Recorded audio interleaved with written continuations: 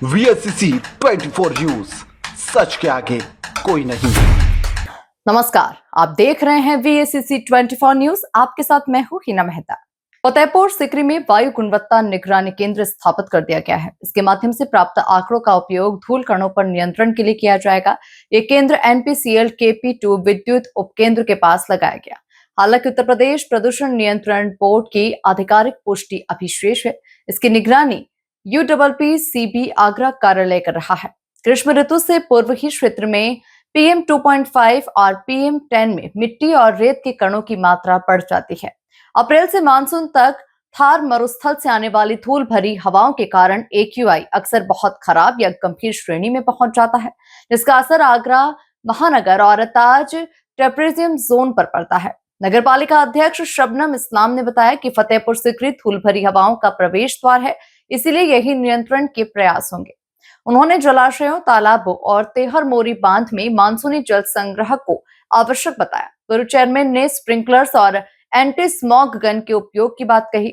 सामाजिक संगठनों और जनप्रतिनिधियों ने भी जल संरक्षण और हरियाली बढ़ाने पर जोर दिया, जिससे प्रदूषण में स्वाभाविक कमी लाई जा सके। प्रदूषण के आंकड़े आने के बाद मुझे लगता है कि इसे कम करने के लिए तेरा मोरी बांध को सुचारू कराने का कार्य हो, क्योंकि पर्यावरण में नमी बढ़ाने का यही एक मात्र उपाय है।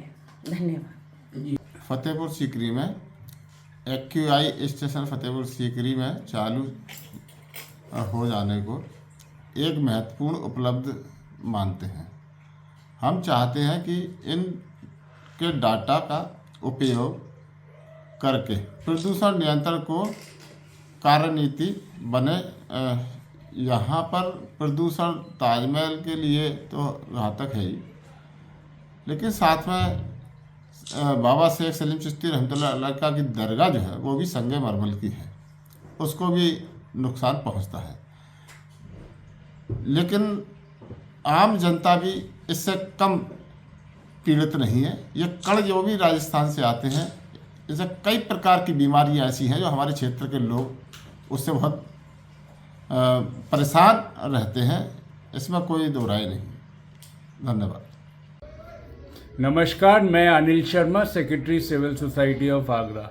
ये जानकर बड़ी खुशी हुई कि सरकार फतेहपुर सीकरी का AQI मेजर कर रही है और हम चाहते हैं कि सरकार ये डेटा सार्वजनिक करे, जिससे कि विश्वास जनता में विश्वास हो।